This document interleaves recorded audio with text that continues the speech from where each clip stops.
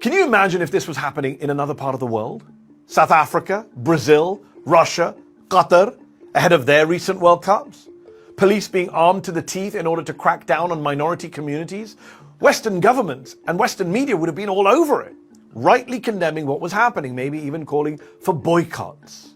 In 2022, the BBC actually decided not to show the opening ceremony of the Qatar World Cup, instead airing programming about the country's human rights record, especially its treatment of its migrant population. We asked the BBC if they're planning a similar move for this year's opening ceremony in the US.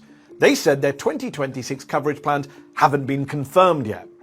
We'll wait and see what they do, but I think it's safe to say that we just aren't seeing the same level of outrage from the international community ahead of this World Cup.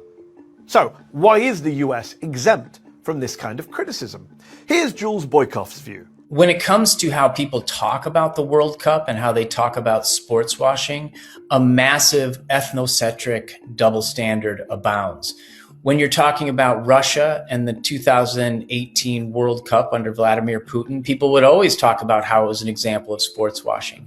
Same for Qatar in 2022. And in fact, it was. They were using those events to deflect attention and to burnish their national reputations, to become more popular at home and abroad.